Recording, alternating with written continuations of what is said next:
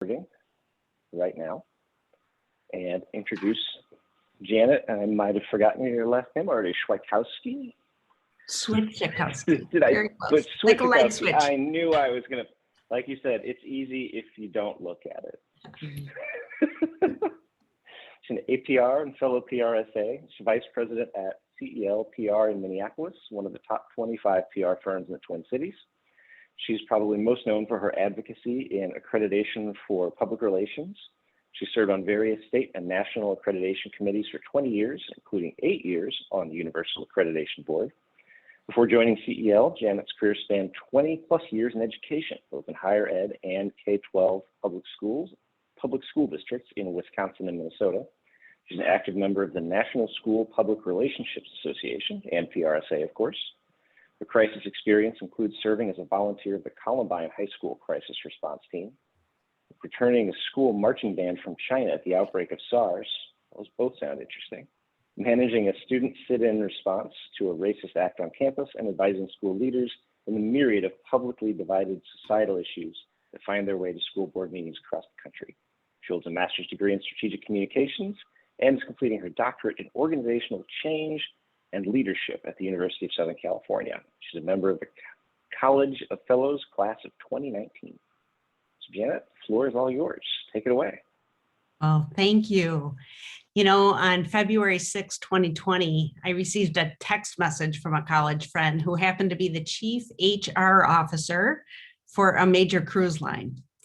And it said in the text, "My industry is dead, and I don't think we're going to the Eagles concert in May." Later that week, I listened to a University of California panel predict that 1 million people would die during the pandemic. And sadly, we've far surpassed that worldwide. Today, we have people that have dealt with and handled at both local and national and state levels, education, healthcare, and response and government response to the pandemic. So I'd like to go around the room with introductions and ask each of them to provide a 5-minute summary to define themselves, their greatest challenges that their organizations faced over the last 2 years. And we will start with Steve Schooff, who is with healthcare and comes to us from Froedtert Medical Center in Milwaukee.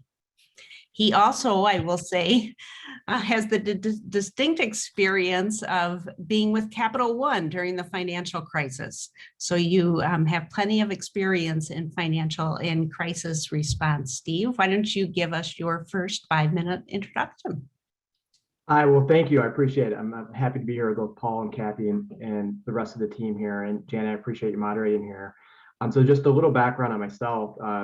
You know, as Janet alluded to, I thought that my experience during the crisis or during the financial crisis with Capital One would be my big career-defining experience, to be frank. I was helping lead the communications for our banking side of the business at that time. And it was a little bit of the wild, wild west. You know, but we got through it. And I think we got through it as well, which is interesting because we really had a strong regulatory and supervisory structure in place at the federal level. And they were really showing a lot of confidence that they were going to back up what the industry was doing. From there, I moved on, interestingly enough, to energy into California, where I worked for an energy company, Sempra Energy, that owned 2 of the largest utilities in California, and was there during the start of a lot of the wildfires, as well as the debate around natural gas. And I had thought, oh, wow, this is pretty intense. And I thought that was going to be perhaps one of my largest crisis communications challenges, as the wildfires now, unfortunately, still continue in the California and Western Coast regions. I was very excited then to get the opportunity to come back to my home state and work for Froedtert and Medical College of Wisconsin Health Network, which, for those of you that may not be familiar, we're about 15,000 employees, a regional academic medical center with about 8 hospitals and about 50 different health centers and clinics, all within Wisconsin and very locally based. So I was excited to get back here and promote and tell the stories of the great care that this institution provides in the region, both regionally and nationally. To my dismay, about 5 months after starting the position, we rolled into where we currently still are in the pandemic. And I thought that a lot of the lessons learned during the financial crisis would really kind of benefit me, making sure that all communications are consistent, clear, continual, making sure that the stakeholder groups that we worked with within the community, both at the local, regional, and national level, we were able to help them manage through some of the perhaps emotional disruption that they were going through, as well as some of the physical disruption they were going through with their health. And I learned that some of those experiences that we had did help, but a lot of them did not. This was a unique situation where it was not only a financial burden on families, and people were nervous about whether or not they would be able to keep their homes, their jobs, et cetera, which was a part of the financial crisis, but secondarily, it had to do with their physical health. So you had a hurricane of things kind of coming at you. And then what was really interesting, during the financial crisis, even though it didn't seem like it at the time, there was some stability with the federal government and with a little confidence that they were not going to let the worst things that people had projected actually occur. And it seemed as if the European Union, and as well as the Eastern markets, were working together to make sure that we're going to try to mitigate this. The one thing that was really interesting here is that, and this is politically agnostic, at the federal and state level, things were happening so dynamically and so quickly from an hourly, day-to-day basis, week-to-week basis, that the communications that we were receiving sometimes were sometimes not clear. We didn't know how to act on them.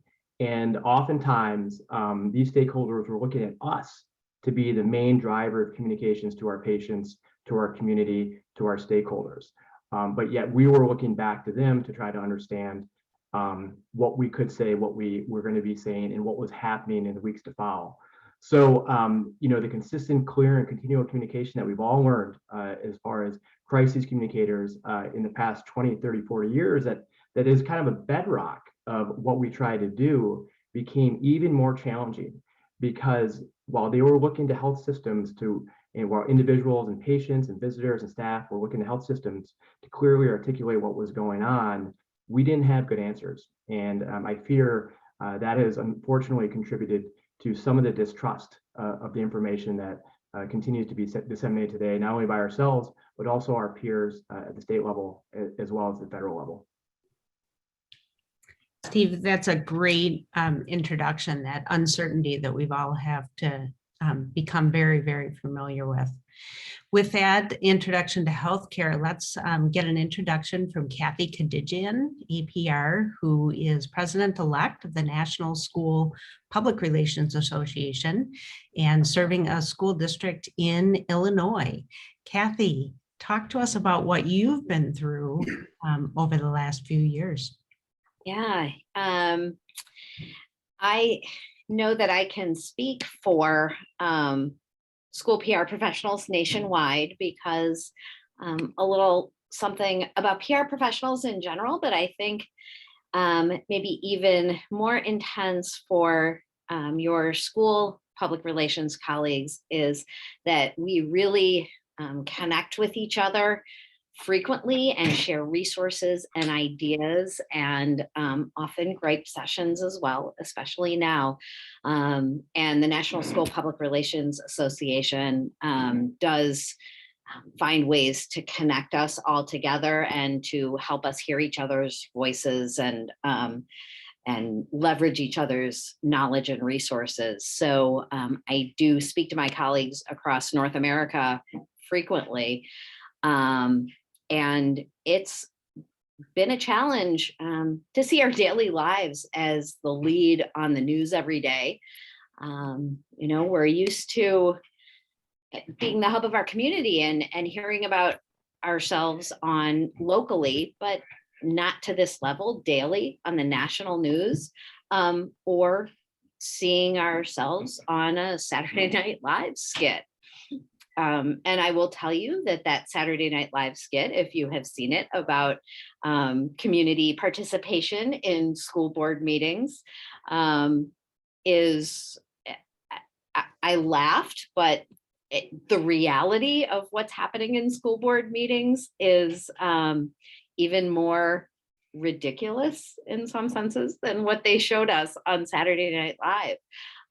So that has been a challenge to watch our work unfold nationally while we're learning it. You know, we're not public health communicators, but we're certainly all learning that as we go. It's been a challenge to manage so many different needs of so many diverse audiences. And the role of internal communications in education has been at the forefront. And that's something that has been a focus for me. Internal communications and staff wellness has been kind of a passion that I've worked through in my current district and my past district, and that I've brought on my role on the board of the National School Public Relations Association.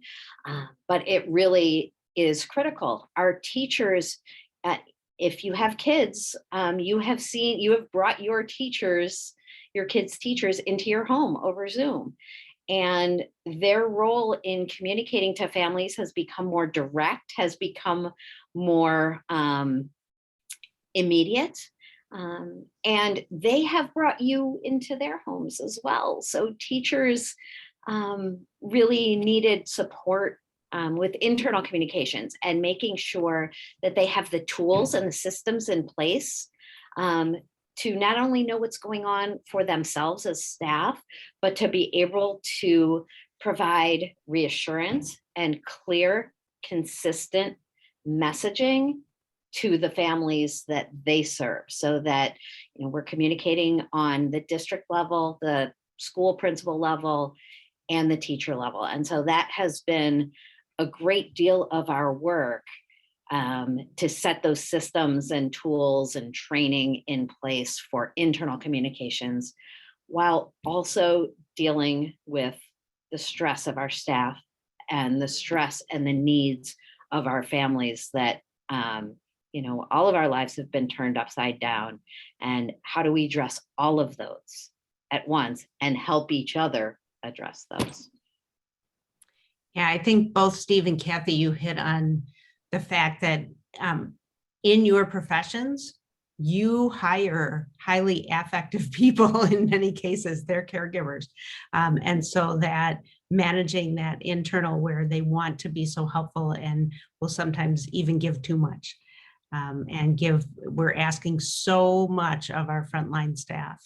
So, and Paul Omodt, APR fellow PRSA, and Paul and I were in the same College of Fellows class, 2019.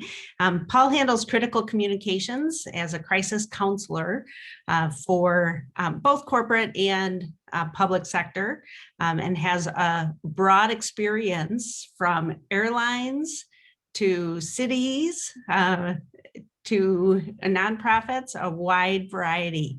I remember you usually introduce yourself around either a drunk pilot or a pilot strike as working for your back in your airline days. But Paul, over the last year, you've been working a lot, not only with the pandemic, but with some of the civil unrest going around in the Minneapolis area. Talk to us about your experience. Well, thanks, Janet. So Janet's right. So I've dealt with so much kind of high profile stuff, dealing from drunk pilots to what we saw in Minneapolis over the summer. But I was kind of in some ways born to it. So those that know me know that I grew up in Minneapolis. My dad was the sheriff of Hennepin County, which is the biggest county in Minnesota, represents about 1.5 million people. Every one of those 1.5 million people that ever called in to get service from police and fire came through I listened to the radio. So we had scanners going on every floor of our house all the time growing up. So that's how I was informed on crisis communication. That's how you started to learn to listen for the things in crisis, to hear what comes in, what the public says, what goes out in terms of response, and then what gets played out in the media. So that was kind of my upbringing. So like Janet said, my first day on the job at getting out of college, I worked for the airlines, and it was drunk pilot day #1. And the boss said, here, kid, here you go. It's yours to clean this up.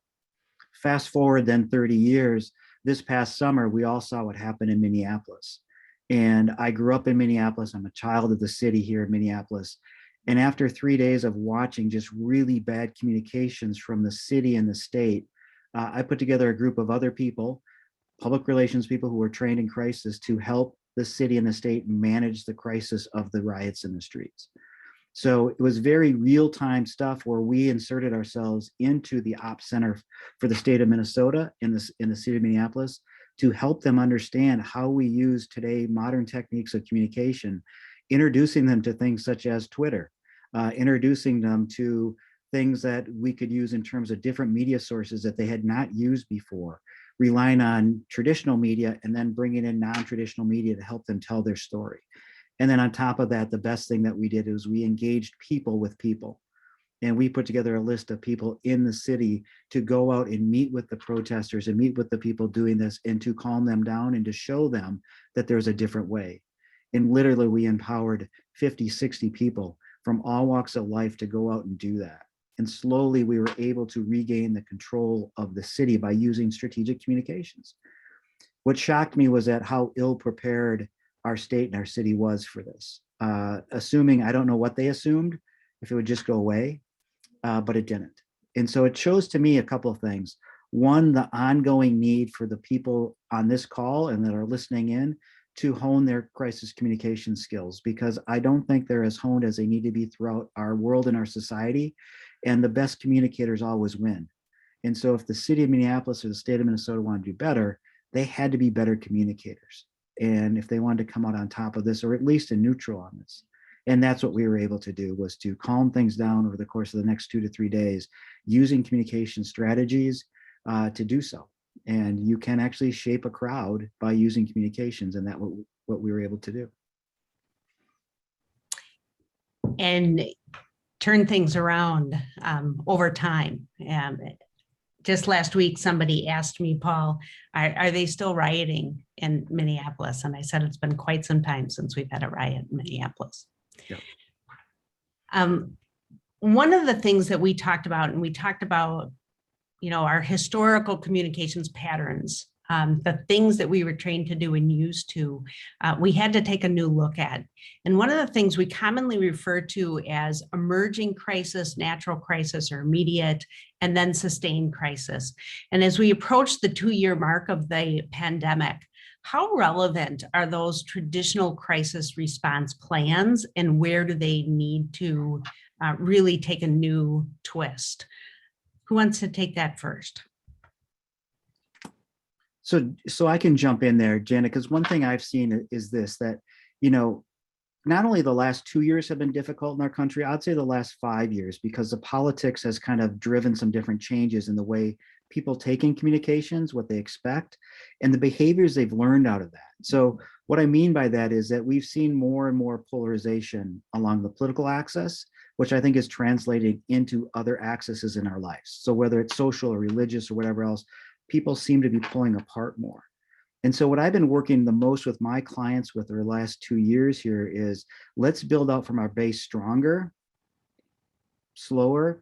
So that means that we are, like Steve and Cathy were saying, you have to still be clear. You have to be consistent, right? You have to be metered, but you have to kind of do it more across more channels and more repetition, because your base almost has to be stronger now to make sure that you solidify those that are listening to you and don't give those that want to divide you any kind of avenue to do so. So in my terms of crisis response, I think the game has changed because polarization and then the isolation of the pandemic have driven these changes. And so what people are looking for is that clear, consistent, and comforting message. I know that when I listen to Froedtert, I know that when I listen to your school district, I'm going to get something that's meaningful and accurate to me.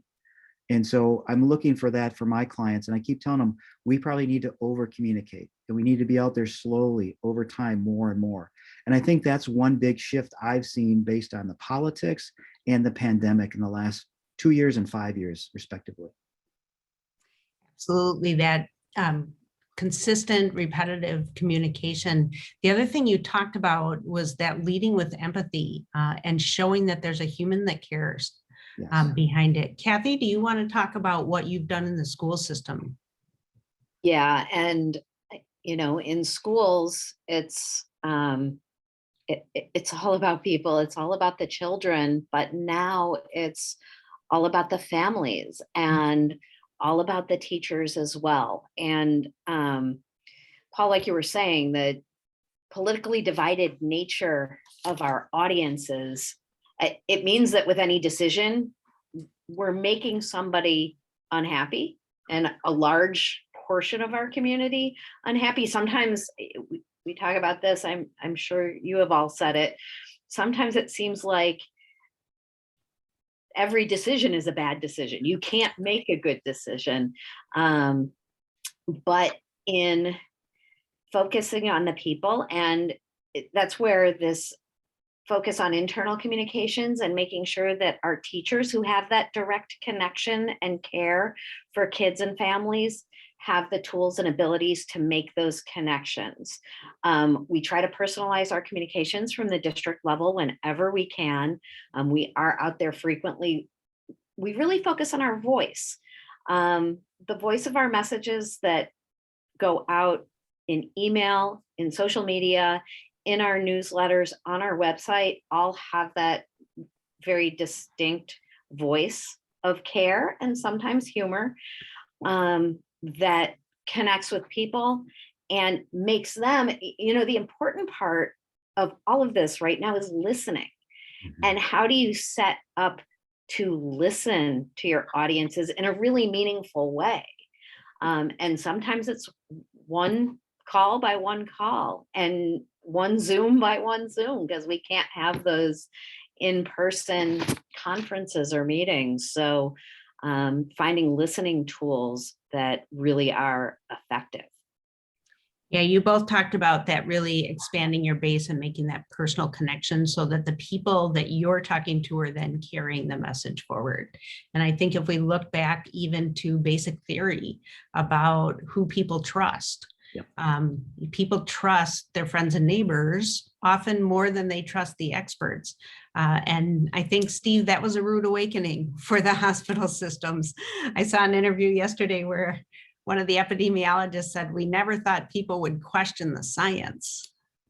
Right. I think you're spot on. It's been really kind of fascinating to see this kind of almost having to go back to a lot of the grassroots kind of communications that work so well, and I would say different eras, to be frank with you. Mhm. One of the things that we've learned and we continue to learn during this is from a healthcare communications perspective, and imagine this is education and government as well, is it has to be much more directive messaging and much more personalized, right?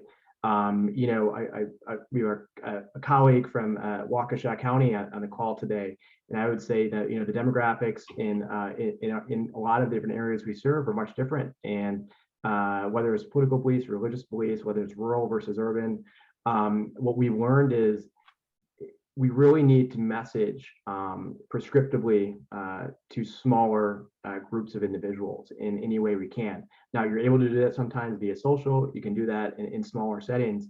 But also, to be frank, because sometimes the science is not being believed right now, what we're actually trying to do is receive feedback from a lot of those different subgroups, right?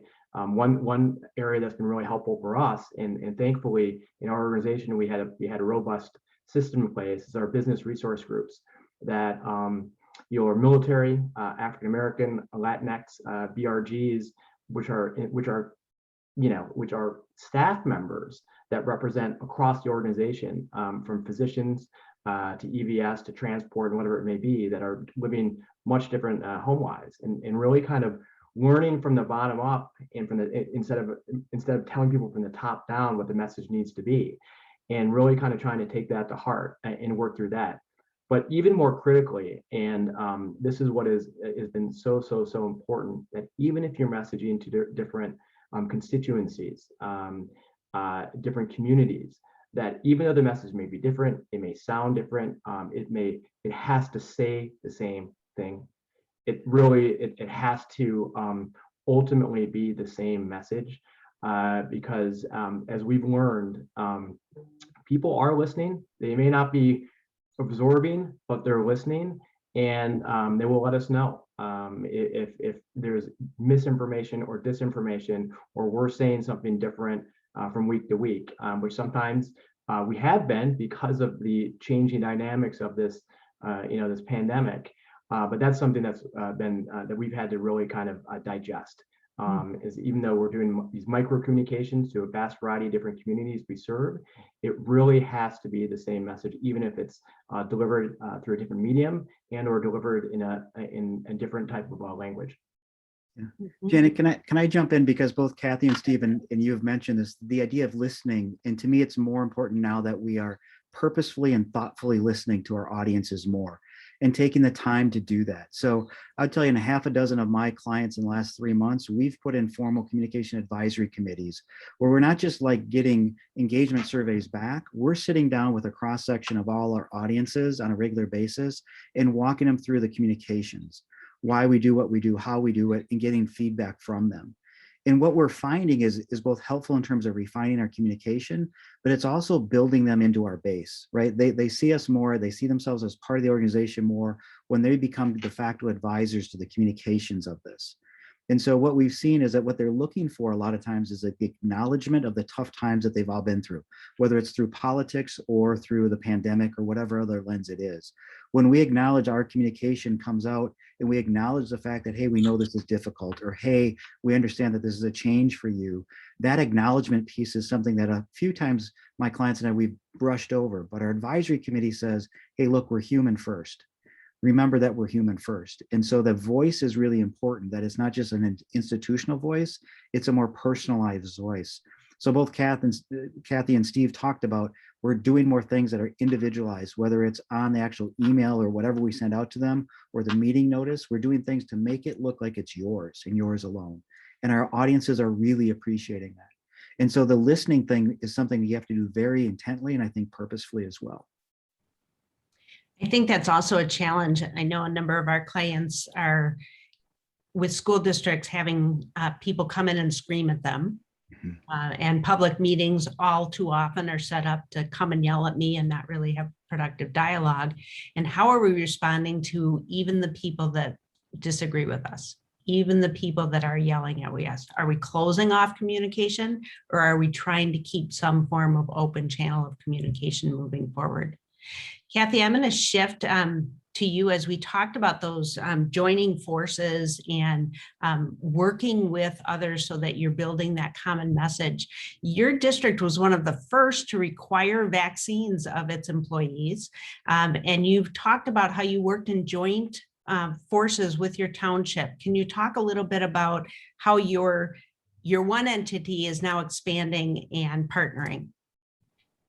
Yeah, so Illinois is divided into townships. So my school district, we are a preschool through 8th grade school district in Glenview, Illinois. And our township includes Glenview and neighboring Northbrook, Illinois. And there are 5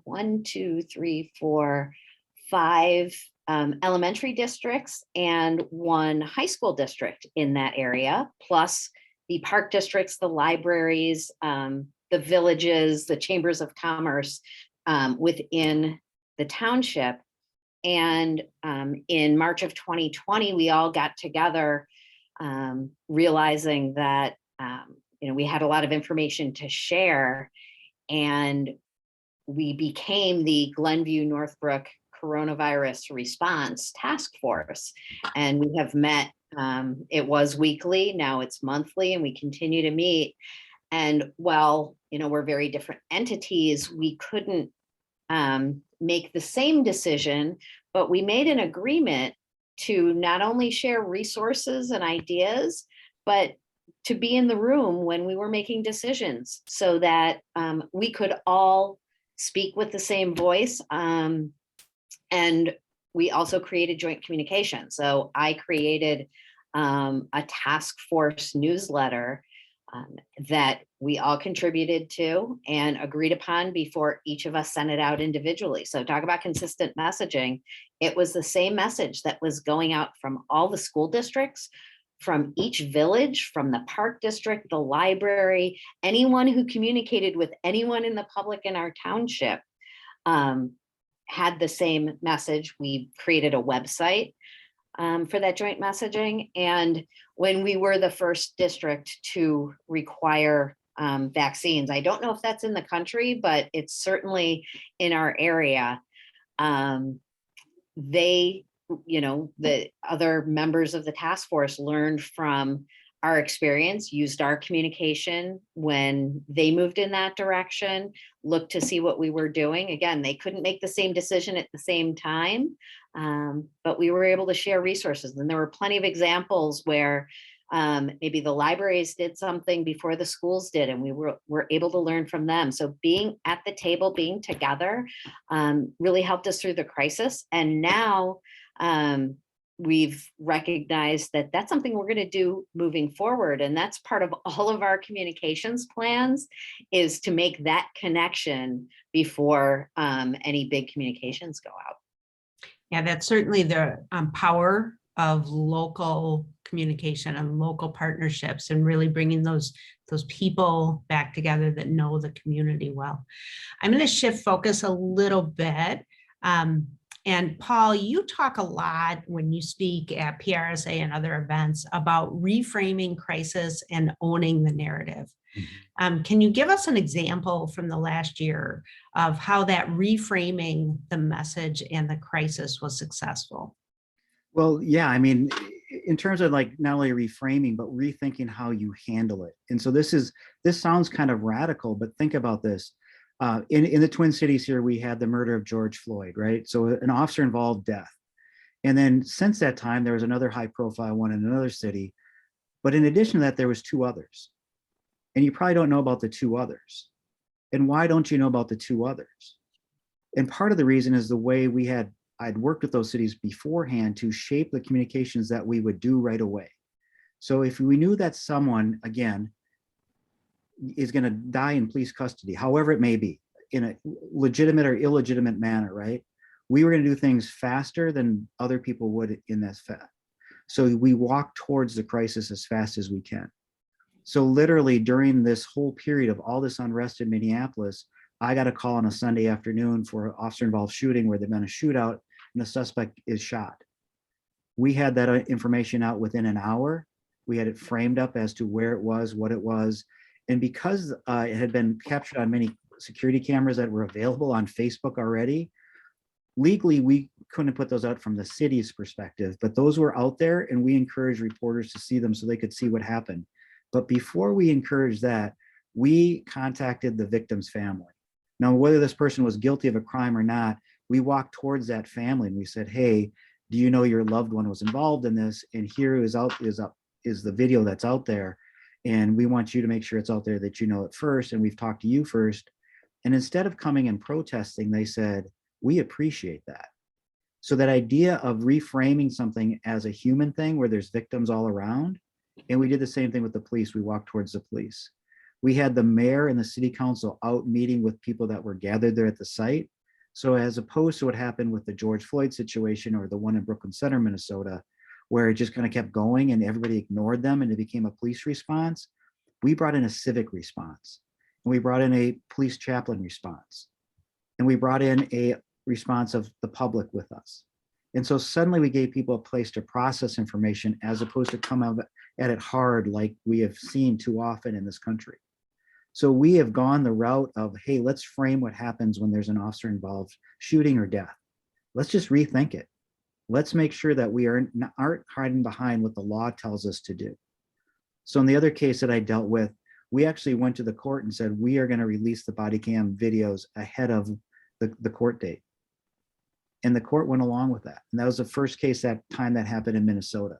So we reframed how people see information because we feel that in the end of the day, information generated by the government is basically essentially public information at a certain point.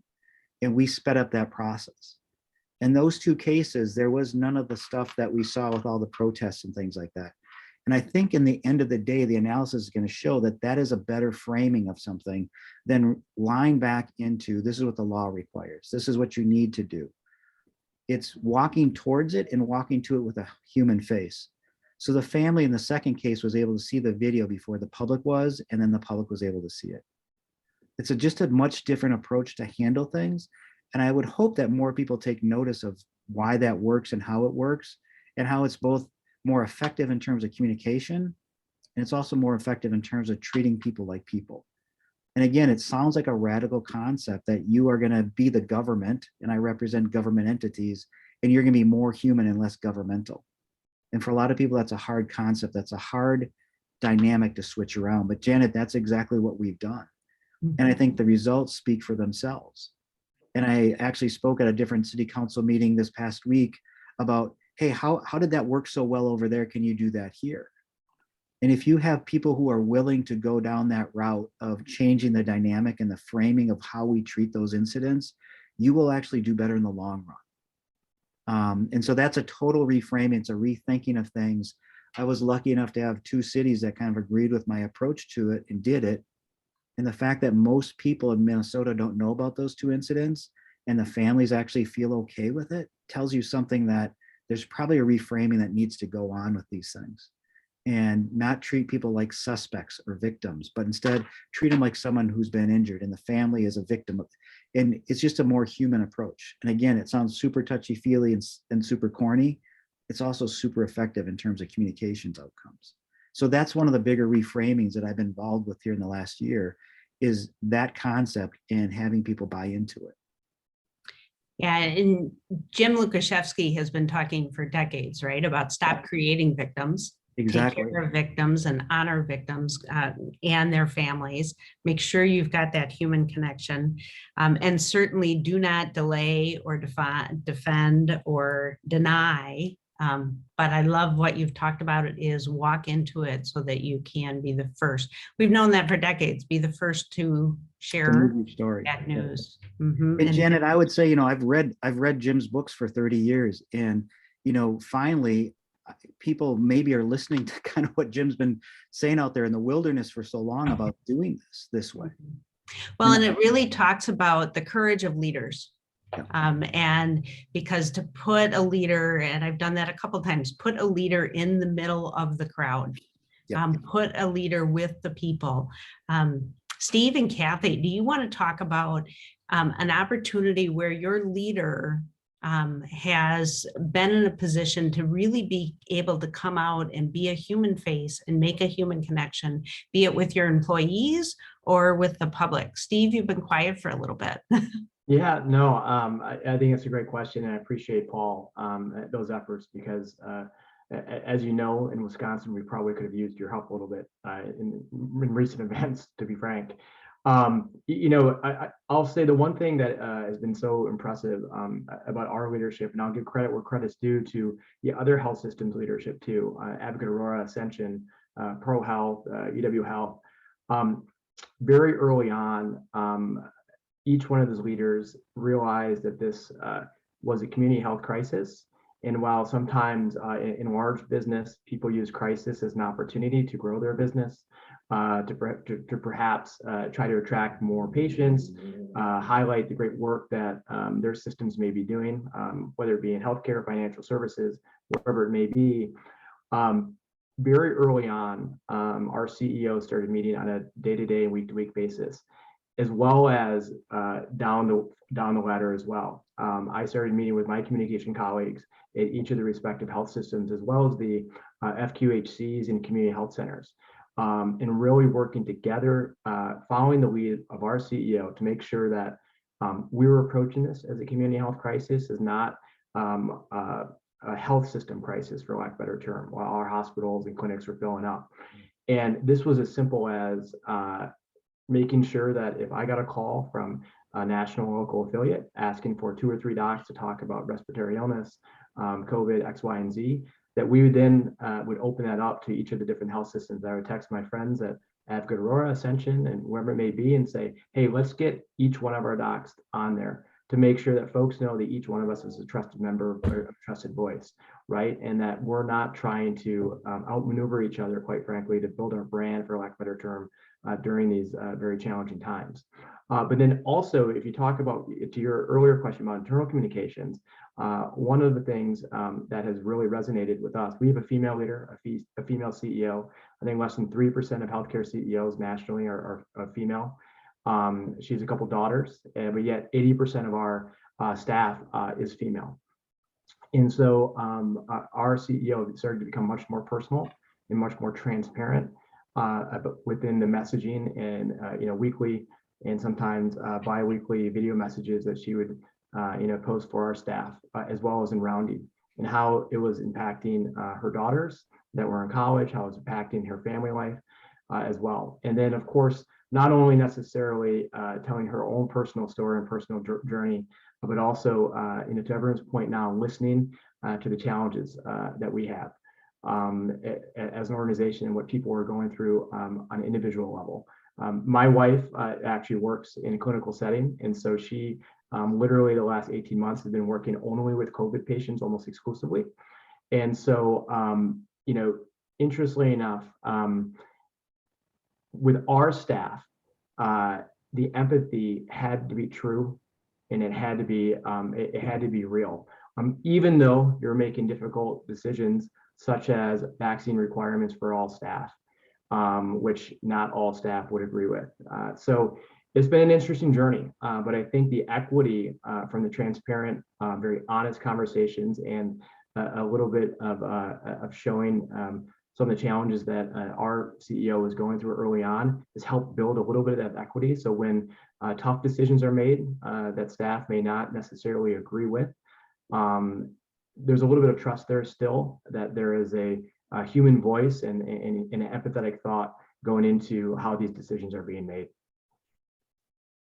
Yeah, as you talk about trust, I'm thinking about Frances Fry and the work that she has done out of Harvard Business School on talking about that. Trust building is really human relationship building. And so what you shared is a really key point to take away. Yeah, and interestingly enough, there's one more point on that. One thing that was really talking about reframing the conversation, as Paul was talking about, a very controversial topic about healthcare workers being required to be vaccinated. We had to have some tough conversations about, this isn't about you. This is about the choice that you made to be a healthcare provider, whether you are providing clinical care, whether you are in a transport person, whether you're EVS, whether you're at the front desk. We cannot have individuals come into our hospital systems that are immunocompromised and that are in a vulnerable state and not feel safe within our own current environment. Very controversial topic, one that is still being wrestled with nationally, especially with employee shortages, et cetera. But I think talk about reframing the conversation. For 14 months, the vaccination conversation was, you need to get a vaccination to protect you, where we had actually had to change it, especially in healthcare, to talk about, well, no, you need to get a vaccination to protect others, which is a different conversation, and one that is a challenging one, but one that actually is required to be had, and one that probably needs to happen more often. So as we move forward, certainly employee vaccine is a huge controversial issue right now, as we have a national stay on a decision. But Cathy, you use that same messaging. And so why don't you share a little bit when you message to that staff before we move on to another topic? Yeah, we did have staff with differing opinions on the vaccine requirements. We had staff saying, if you don't require vaccines, I think I'm going to have to leave. We had staff saying, you can't make me get a vaccine.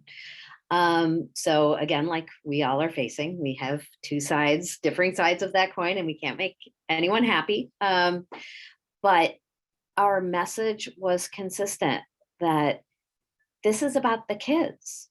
At that time, and it's only recently in the past couple of weeks that kids 5 to 11 could get vaccinated. And we just continued with the message that this requirement is to take care of the children in our buildings and to take care of their families. We have had family members die of COVID. We have had staff whose family members have died of COVID, and we are going to set policies and procedures that are focused on taking care of those in our community. And in many ways we messaged, and our superintendent talking about leadership, he was the leader of that message, and people heard that in staff meetings on Zoom, where again, we've been talking about it's important to recognize when we're telling you something that you may not agree with, but here's why we're doing it. He was the first one and the most consistent one in leading that message. And can I just jump in on the vaccination thing? So the biggest thing with my clients across the board, and I represent clients throughout the kind of the US, but mostly in the Midwest, we shifted our messaging on the pandemic rather in the last couple of months here, not about getting a shot, but calling it a pandemic of the unvaccinated and those who can't get vaccinated. And so we shifted our messaging to, hey, we know those that have gotten vaccinated and you're doing your part, but now the pandemic is about something else. It's about the pandemic of those who don't have the shot. And we actually found that was the biggest driver, that message point, to get more people vaccinated, because then we started playing that into statistics of, of the people in the ER, right, in this area, whatever the company is, 98% of them are unvaccinated. And among those who are dying, it's 99%. And that was the biggest driver of people actually voluntarily getting shots rather than forced to get shots. So through the course of time, we shifted our messaging focus to not be pinging on the people that have already heard the message, but the people who needed to hear the message. And I think that came across better for us in the clients where we've used that shift. So it's not about a pandemic anymore. It's a pandemic of the unvaccinated and those who can't get vaccinated, which primarily refers to children in that case. Now that children can, now it's a pandemic of the unvaccinated. And we found that a successful way to get more people ears perked up and the statistics that back that up to get the shot. So we talked a lot about message framing and trust building. I do want to shift a little bit now because the other pandemic that we've got is the pandemic of inequities in our society that exist in our housing, in our healthcare system, in our education, financial, employment systems. What are key issues that you saw in your industry, and how did you particularly respond to the inequalities and the need for an equitable response from our organizations and our systems? Well, I'll just speak on our behalf. One of the things that we've actually had a very robust response around diversity and inclusion as well as community engagement, and if anything has heightened the spotlight on health inequities, it clearly has been COVID-19. Everything from where vaccine availability was to testing availability, to be completely frank with you, uninsured versus insured, et cetera, et cetera. This almost gets back to the messaging and the grassroots campaign that we talked about earlier. One of the areas where we've had a lot of success, and this is where it's so critical and so key to build relationships outside of when times are tough, right?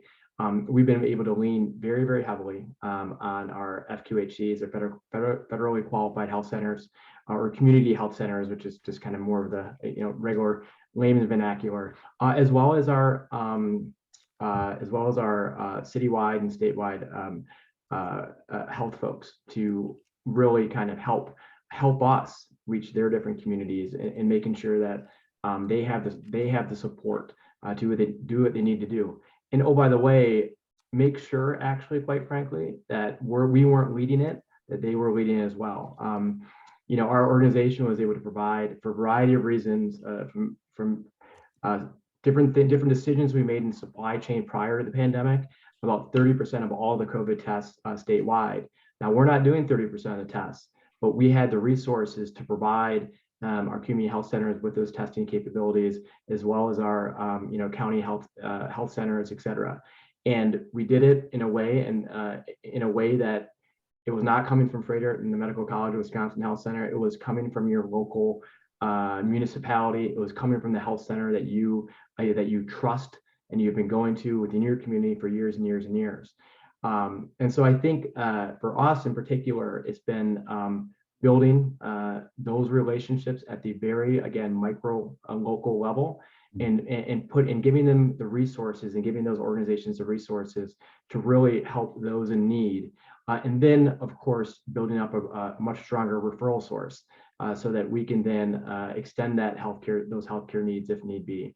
Sounds very basic, but I think one of the things that again, as I said before, that we've learned is that it was so critical, and something that coming out of this crisis, I think the partnerships of each of those different municipalities as well as the community health centers are going to be stronger, and one that we realize that we need to become bigger partners with. And education like healthcare, healthcare is known about the gaps in equity of access to healthcare. In education, we've known about achievement gaps long before the pandemic, but now it has provided an opportunity for the world to see what those achievement gaps look like. And through ESSER funds, we have had an opportunity to be able really to direct resources to addressing those gaps. And communication has been kind of a part of it. When we've had more frequent communication, and we've been much more mindful of the equity of our communication.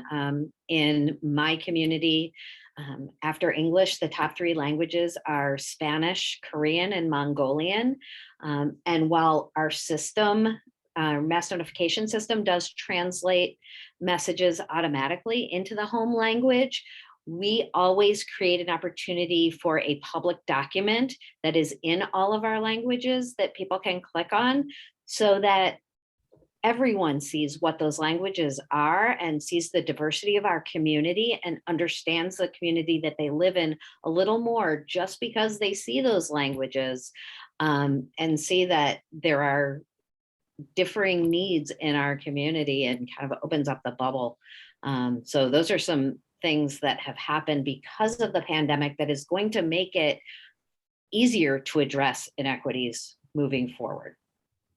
I'll play on the build on the ESSER funds as well, because I think one of the silver linings that will come out of this is that it's no longer acceptable for a student not to have internet access at home. It is no longer acceptable for them not to have a device to reach their learning opportunities. And that is as much in our inner city as it is in rural America, as the crisis that needs to be fixed.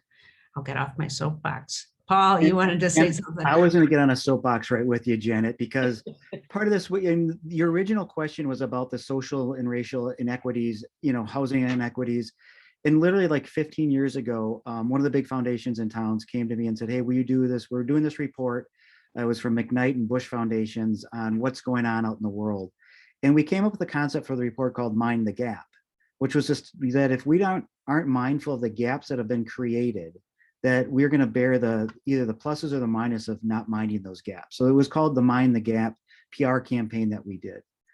And when I look back at what happened during the summer of Minneapolis with the George Floyd thing and everything else, to me, it showed to me that, look, we weren't minding the gap very well, because the gap of how certain people were policed in our community and others weren't, or the way they felt justice or not, or the opportunities they had were different than I might have experienced. And it really caused me to think that, it was my turn to step in. And that's why I decided, hey, I'm going to go volunteer for this. And I'm going to do more than I usually would to help out my community, because we hadn't minded the gap, that we aren't paying enough attention to it. And I do think the people on this call today are the people that start turning that around. I do think it's incumbent on communicators to start telling the story different, to raising those other voices and to listening to those other voices is more intently. So when we talked about listening more intently earlier, it's to all voices, and it's making sure that we're hearing everybody, because people are demanding to be heard now. And if you don't mind the gap, good things are not going to come out of neglecting the gap. It's about bringing everybody up. So again, I don't want to be on a soapbox, but from a standpoint of what communicators do, we have a lot of power and a lot of persuasion. and we can use that in ways that we choose to be better than others. And in my mind, Twin Cities did not mind the gap like we were called to do. We fell short, and we're continuing to fall short. I think we've woken up a little bit. I don't think we're where we need to be yet, but I think more people are aware of it now. And it took a lot of turmoil to get us there. And I'll just acknowledge that as we're talking about minding the gap and the inequities, we've got four pretty privileged people carrying this message, but there are other sessions during this week's conference that we certainly, this needs to be a priority for every public relations professional and every organization and communicator. I also, before we go on to our next area, want to remind people that if you have individual questions, we have about an hour's worth. We're coming up and toward the end of that, but we want you to be engaged in this conversation. So please use the chat and type in individual questions. I'll be monitoring the chat. I hope that some of this conversation has already sparked some questions for you or some points you want to follow up on. Steve, I think I cut you off. Did you want to say something? No, I was just going to reiterate, one of the things, and I couldn't agree with Paul and Cathy more. One of the things I think is so incumbent, though, and I touched upon this a little bit, and I think Paul touched upon this in his opening about helping our community partners in addressing a lot of the needs. I mean, clearly, healthcare is known that there's been inequities for a very, very long time. And as I think anybody, if they're looking at themselves in the mirror, would say that large health systems probably have not reacted the way that they need to or should. We were fortunate, but in a way that's very sad. The city of Milwaukee in particular has had a long history of social inequities, and that is being addressed a little bit more upfront. I think Milwaukee County was the first county in the nation to declare racism as a public health crisis, and a lot of the fundamentals that comes with racism and how that actually attributes to the health inequities that occur within cities regionally and across the nation. And so from a communications perspective, though, that's where we get to the kind of listening as well. We know that healthcare has fallen short, but we know that we can be a key driver and obviously, and maybe perhaps the main driver in addressing those inequities. So to work with our cities, to work with our counties, to work with our community partners, to work with those influencers, quite frankly, within the different communities writ large, to make sure that we're supporting them in their ways to message to the communities that they serve, so that there's a trust level with health systems that can be enhanced and increased. And then also take the lessons learned from the pandemic. One of the things that has been amazing is the advancement in telehealth options that have occurred because of this, because we couldn't bring people into health systems to actually ramp up virtual visits and telehealth visits, which actually, interestingly enough, has kind of mined the gap of transportation challenges for a lot of underserved communities. So individuals didn't have to take off work, or they didn't have to try to find childcare for those individuals, where they could get a more robust telehealth or virtual visit by many of the health systems in our area and across the nation. So to your point, taking the lessons learned a little bit, making sure you're engaged with communities we serve, but also make sure that we're listening to the folks that actually are feeling this on the ground as well. Yeah, I'll just echo on the listening piece, because I know that often experts want to come in and fix something for a community. And if we are not living in that community and part of that community, understanding the dynamics of that community, we're probably pretty ill prepared to fix it.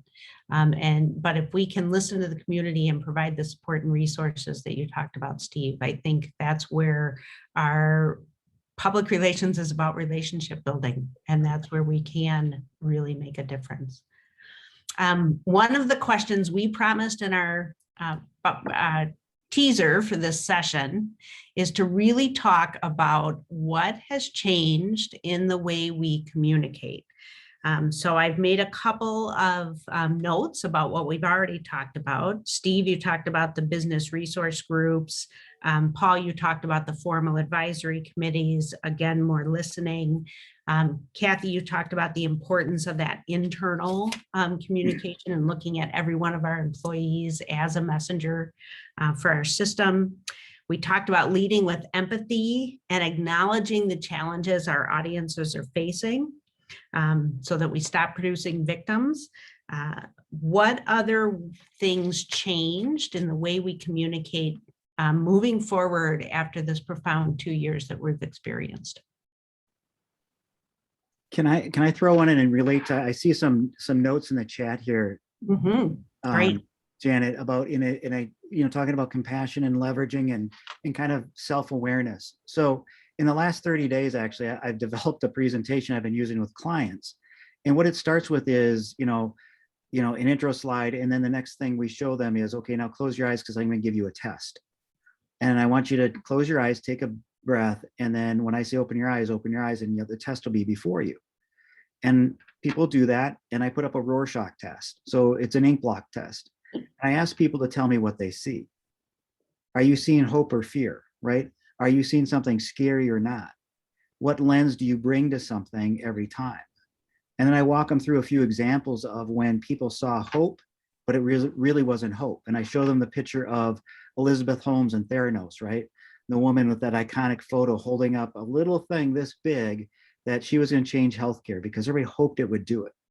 But if you scratch the surface on Elizabeth Holmes, you saw that it was 99% of fraud, right? And I show them fear. And the fear slide is a picture from this summer in Minneapolis when during the George Floyd protests, there was a truck that drove across the bridge in the middle of protests. And the first thought everybody had was, oh my God, this is terrorism. This truck driver full of gas came in to blow up this crowd. But when you scratch the surface on that story, what you found out very quickly was that MnDOT didn't shut down the highways that day, and that guy was making a delivery to the gas station. He was the only driver available to deliver gas that day. He kind of gotten spooked and came onto the highway, and he slowed down as fast as he could so no one got hurt. So what do you see when you see something? Are we really taking that? So what I'm challenging people to do is to say, our politics and our pandemic have kind of changed us a little bit, and we've got to take a step back and make sure that we're seeing things the way they need to be seen. So Janet, I think kind of the answer to the question is we're getting so close and sometimes wrapped up into it that we need to take that step back. And are we seeing things in a broader scale? Are we seeing them through all the lenses that we need to see them through? And so both like what Steve said, and Cathy said, my clients in the healthcare space, we translate everything into 6 or 7 languages because that's the language they speak at home. You're not effective in meeting that unless you do that. And when we get pushback on that because of cost or because of timeliness it takes, we say, no, we are communicating. Communicating is about connecting the dots between two people. And that's why we're using that kind of construct of that training I'm doing with people to say, are you really seeing what you're seeing? And are we seeing a clear circle? So the last couple of years have seen the need for more human-focused communication, right? More communication in different things and more repetition of good things. And so that's kind of what I've seen to answer your question. But I've been using that kind of training device with my clients to get them to focus on what they're seeing and if they're really seeing what they're seeing. And focus it back on us too. Is the communications that I'm recommending for you, am I blind to my own thing? Am I seeing the negative or the positive? And so we've kind of used that as a way to focus ourselves when we're building our communications plans. Yeah, I love you talked about, go ahead, Cathy. Yeah. No, go ahead, Janet. Well, I was just going to say, I love that you talk about what are we blind to, because we need to be able to ask, what are my blind spots? What am I not seeing? So that's, love that phrase. Go ahead, Cathy. And I think that one thing that has become more normalized is making mistakes and admitting that we have blind spots, and having an organization whose leadership and the organization as a whole will say, as a school, we're not a public health entity, but now we're tasked with some public health responsibilities that we never had before. We're going to do the best we can, and we're going to admit when we make mistakes, and we're going to learn from it, and we're going to fix it. So we've all heard the phrase giving grace. And I think something that's changed is that people are, in some cases, giving more grace, but people in organizations and leaders are feeling more comfortable in leading with vulnerability to their own errors. Yep. And on a tactical level, something that's changed is the tools we use. Here we are on Zoom. And I think that's something that's going to continue moving forward, absolutely. And to Paul's point about translation and interpretation, something that our community is going to expect is when we have an all community Zoom, or even smaller Zooms where we just had facilitated IEP meetings with parents whose kids have received special education services and learning how to go through the IEP process. And we used the interpretation feature on Zoom so that they could listen in their home language. We had people listening in Mongolian, we had people listening in Korean, we had people listening in Spanish. So. Yeah, and I'll hit on the tools thing real quick, just with respect to an example of our Vienna Health Network. I think this is a bullet that you see elsewhere sometimes, use candor over charisma. I've seen that in a lot of the different bullets about effective communication. One of the things that actually has been eye-opening to us, not only people's comfortability with using technology now to communicate or facilitate communications. A couple of years ago, we had community conversations where we would, again, not a new tool, you go out to community, you go to individual communities to try to have listening sessions or however you want to frame it. But it's challenging. People have jobs, people have families, people have places to go. And oftentimes it would be the, very important individuals within the community, the same individuals within the community that all obviously have very good recommendations on what we need to do, but oftentimes it was not. It was the same individual that continued to deliver the same message. What this tool, Zoom or video calls have helped us with is that we've seen a massive increase in individuals joining these community conversations. And then also in the chat lines, being much more candid about critiques and about being, and it comes from social media for the bad sometimes. People are oftentimes not afraid to say something to a stranger, via a social platform. But to be frank, what we've had to do is not take offense to this, but take it in and internalize it.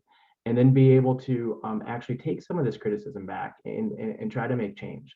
And I really see that as a positive. I mean, I'm a pretty glass half full person. I think there's going to be a delicate balance of the tools that we use. I think it's clearly going forward the most effective way is going to be a mix of personalized communication one-on-one, but also with utilizing kind of the tools that we have. But I really do think that the technology that's come out of all this and the way that we can communicate is really going to be advantageous to us if we lean into it and use it in a way to be more inclusive of others, because I think that enables folks to provide more, whether it be critique or praise, whatever it may be, but in ways that each of our organizations, each of whether it be a city, a municipality level, whether it be healthcare system, education, or whatever. But I think we'll get some more candid feedback, and it's just obviously incumbent on us to improve upon that, but then also make sure that we're also letting folks know that we've heard that to individuals that may not have heard that in the past. I want to follow up on something you said, and that is being willing to see the candid, hard comments in the chat. And as I think about our role in working with leaders to prepare them for the tough situation they will be in, when somebody brings a negative comment to them, what if one of you could speak about what have you done to prepare your leaders for this more vulnerable spot? You didn't find them all naturally. They weren't naturally there. If you did, you have a great boss. Paul, you work with enough of them. How are you preparing leaders for that vulnerability? You know what? It's a funny thing because I'm thinking of one particular client in mind who's a 60-year-old white guy, just to, whatever, very kind of gruff, right? And I had to kind of encourage him to go meet with an audience, right? And this was on Zoom, of course, right? But something that was very scary to him, right? And so what I talked to him about, though, was the fact that even though like he could easily retire and do something else, that these were the moments that you make, right? This is the things that define you. And that by doing this, looking back, you will see a growth in yourself that you hadn't expected before. And I walked him through what it was like to take criticism from an audience. I let him look through I talked to him in advance as to what the negativity is going to feel like and how to take the parts of it that he could actually build on and make himself better with. He told me afterwards that was the best thing he'd ever done in his life, because he was ready and open for that and he wasn't forced into it, right? So it comes at us worse if you get slapped upside the head with it, right? You're not expecting it. But I was able to set his expectations on what it was going to look like, what it was going to feel like, and also kind of lead him into how the growth edge would come for him. And that's what he focused on. And he will tell you, like, he has become a different person in the last 6 months since we started doing these types of more conversations with people that are more angry about, and in this case, it's about vaccination. It's in a red state, right? Just to be honest, it's a red state where my client is, and vaccination rates are much different. But here we're trying to impose it because we work with children. So he had those conversations and he was able to do that. And he's literally told me that he now wants to keep working another 5-10 years because he's got all this extra stuff he wants to give. So instead of sitting on the shelf because he didn't want to deal with it, he leaned into it. Janet, I had another one actually that went the other way. So I had a police chief that I was, one of my clients that I work with that's a police chief, and I told him this new paradigm that we talked about before about how we want to deal with this if we have an officer involved shooting, or if we have this, and how we want the police chief out there front facing and things like that to deal with any crowds. Well, you saw a wave in the Twin Cities of 16 different police chiefs retired in the last 6 months in Minnesota, in the Twin Cities. And he was one of them. And he chose to say, I'm not going to do that. And from an organizational standpoint, we said, that's good then, because we can't force you to do that. And the next person up will do that. And the new chief is willing to do that. So we couldn't change his paradigm, but we changed the paradigm. And I think that was a better thing for us. So when I look at those two people and who made the better path and who made the better choice, I'll take the person who chose the growth, right? Hard, in the face type of growth, as opposed to the person that retreated away from it. And I think the organization is better to see that change in that person, because now he becomes a symbol for what can happen if we're willing to give into things, if we're willing to listen differently. So I've seen it both ways, and I certainly prefer the first way better. It's a much more effective thing. He become a much more better leader. Someone night and day different. I think many of us are finding ourselves in that coaching position. Yes. That we maybe didn't expect to be in, or and if that's an area that you struggle in, I will say call Paul. He's a great coach. We're also talking a little bit in the chat about, I love Lynn's quote, and a couple of people have piled onto it. The glass is neither half full nor empty. It is refillable. And one of the things we wanted to hit on today was, when we traditionally are in a crisis, you think about it as a 3 to 7 day crisis, and you'll get an opportunity at the end of the week to refill. And we are now in year 2. And how are people maintaining their own self-care for leadership? You can't pour from an empty cup. So how are your systems dealing with, leaders are human too. Leaders will burn out, and the retirements that we're seeing are catastrophic for some organizations. How are your leaders taking care of themselves and encouraging their employees to do the same? Yeah, I'll just a couple of quick examples of what we've done within the healthcare arena, and seem very simple, seem very intuitive, but sometimes not always, right? We have about 90% of our staff is required to go into work every day. 10% is not. They're administrative, right? So we've actually started to repurpose the majority of the offices within our hospital settings as respite rooms, and really kind of using some mental health tools in those respite rooms to make sure that our healthcare workers can go there and have that needed break, and encouraging folks to do so. And then also, again, very intuitive, ramping up our employee assistance programs in a meaningful way. And then, but I probably most importantly though, is having serious conversations with leaders and managers about talking about the mental health issues, not only professionally, but at your home life as well.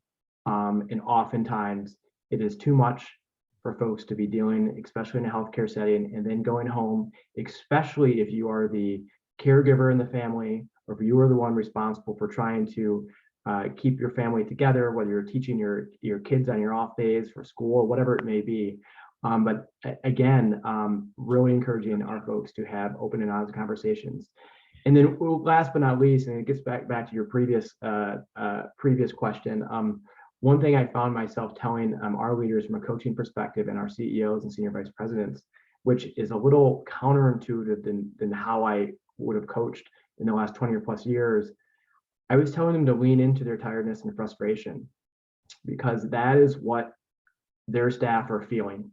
Mhm. And it's okay to do that and to say, well, I'm frustrated that you don't understand where I'm coming from, or I'm tired as well. Instead of coaching someone to be upbeat, energetic, okay, we're gonna be going into this interview, we're gonna be, an all staff address.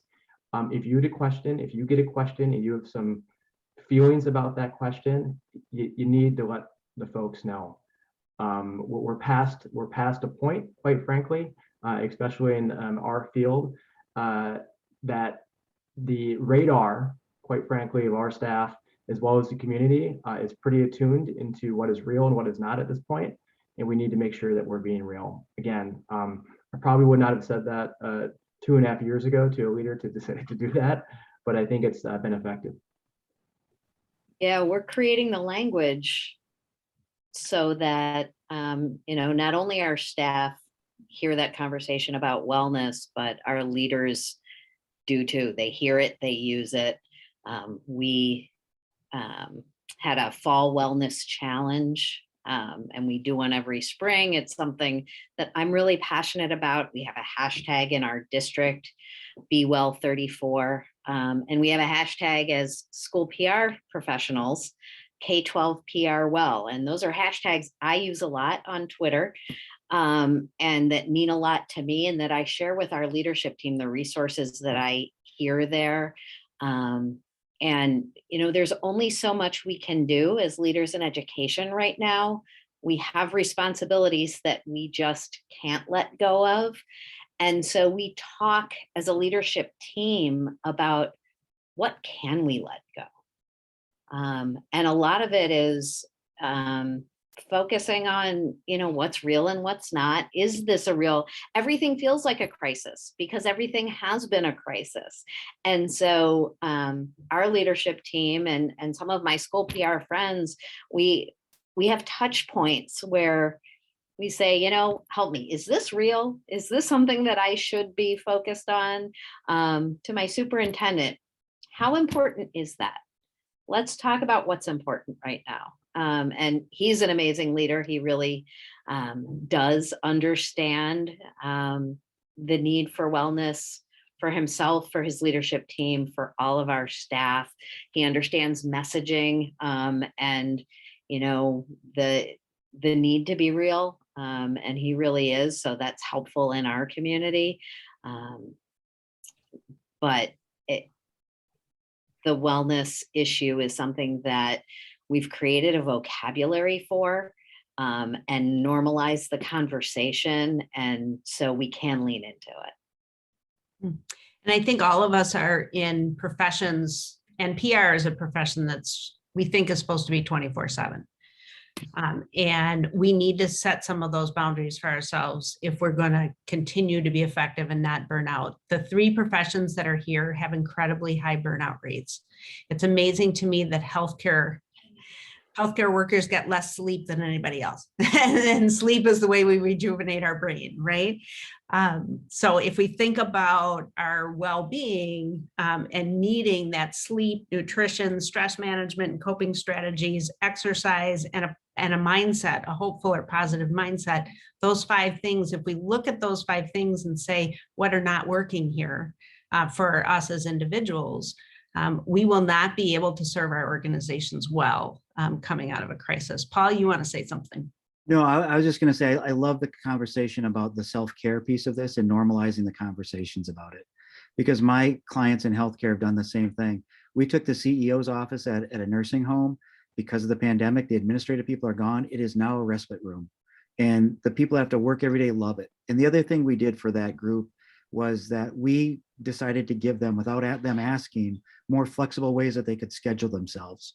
So we also have coverage, but if you want to switch your schedules, it's much easier to do now, because we recognize that, hey, maybe on this day you're not feeling up to it and you need that break. And so self-care gives you that off. And we gave everybody at this one organization 3 extra days off. No questions asked, because you deserve them and you need them.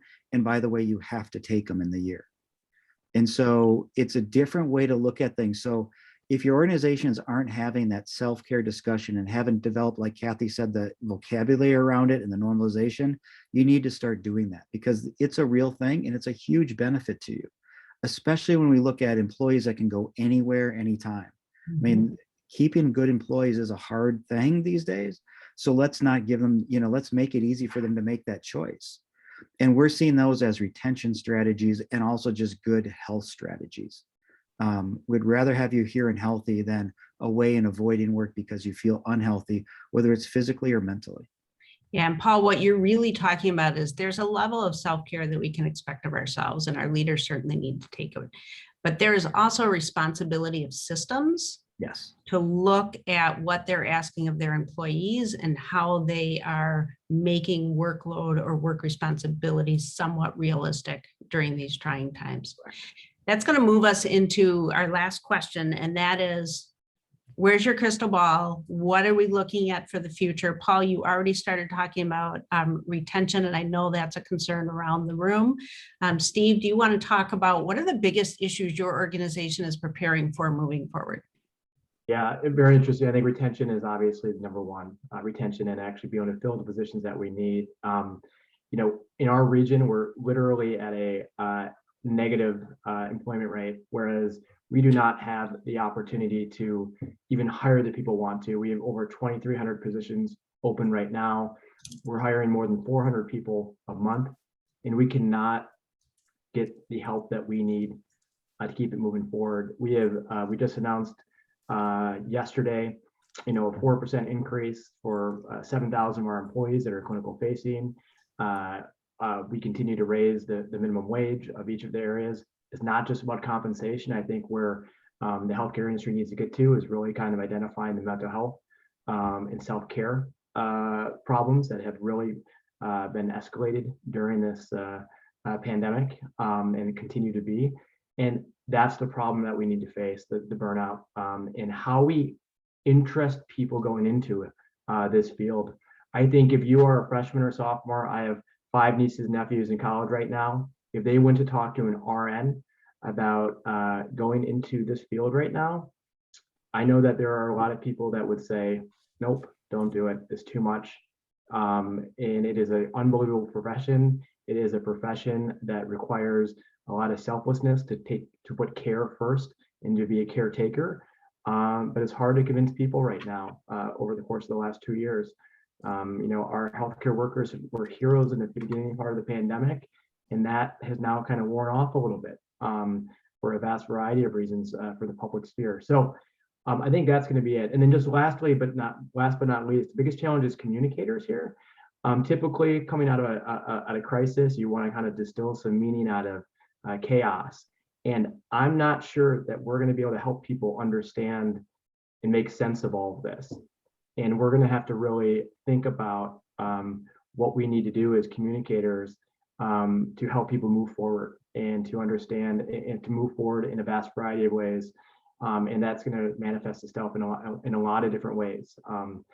Typically, there's an end date. This may not have an end date, or it's not going to be for some foreseeable future. And we're going to have to figure out as professionals how we help our leaders manage through that, and how we communicate to each of our respective systems in a time that will be a little bit of a perpetual crisis as it winds down.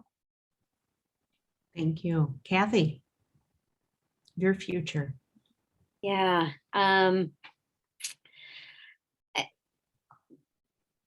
Again, like everyone else, getting teachers to remain in the profession, to feel supported in the profession, to feel respected.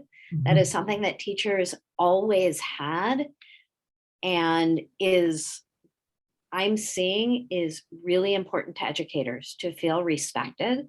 And there certainly has been public disrespect nationwide of our teachers. So how do we get that respect back? And while we're doing that, how do we keep teachers in their positions, and how do we get new people to move into education? It's the most important thing we can do, is to get teachers in the classroom. It is truly our future of this country. So I think school PR professionals feel a great weight to promote the profession and do our work to make it a valuable profession to those who do choose it. I do think in both fields that internal messaging on how we start talking about our profession, so that we do start building a pipeline for the future, because we've got to get over and past the exhaustion and the burnout to be able to say we do noble work. Paul, what are you seeing for the future? Well, so, everybody talks about the great resignation, the great reorganization, and the great everything going on right now. And to me, what I look at is like, this is a great time to be a communicator. I think our work is more needed now today than it's ever been in the last couple of years. I think we're at a high point where we have the ability to shape things and do things. And I think we need to lean into it. I think we need to lean into it, not just in how we communicate, but how we frame things up and how we help people reshape systems.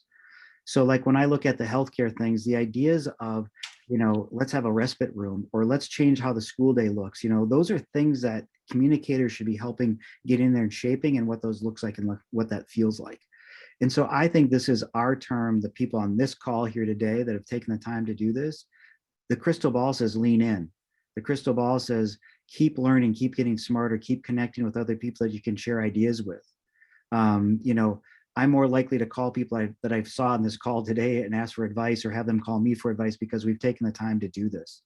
And we get better because we do conferences like this. And even though this is on Zoom and we're not meeting in person, we're sharing these ideas that, to me, I'm like going, oh my gosh, I could think about this the way Steve did, or Cathy did, or Janet did. And I'm seeing some of the commentary too, that I'm like, oh, what's the Eisenhower box? I can't wait to go find out what that is, right? And figure out, is that something I should be knowing about? So I think this great reorganization time is a chance for us as communicators to step forward a little bit bolder than we have before, and not be the ancillary thing, but maybe a lead thing that an organization looks to in terms of how we shape things. And I'll just add on that, Paul, we're never, as communicators, in my 20 plus years of working, we are being listened to more by the C-suite than we ever have been previously. Yep. And we are part of the decision makers more so than we ever have been before. We're part of the decision-making process more so than we ever have been before. And so whether we wanted to get here or not, that's where we are. And so to your point, let's lean in. Yep. I want to, it is time for us to wrap up. I want to acknowledge time, but I also want to acknowledge Lynn's other comment that we did not get to in a timely manner. Sorry, Lynn. And that is, how can we limit the barriers of hiring former military members? And I will just give a shout out that, exactly a week after Veterans Day, that all of us in our systems can look at, we know there are barriers, and how can we bring that voice forward as well. Saw a great video last week, 15 things veterans want you to know about the military service, and that would be a great place to start and learn. Thank you all very much. Fabulous information. Paul, Steve, and Cathy, thanks for sharing your time. Yep. Have a great afternoon. Thanks, everyone. Thank you, everybody. Bye-bye. Have a great day.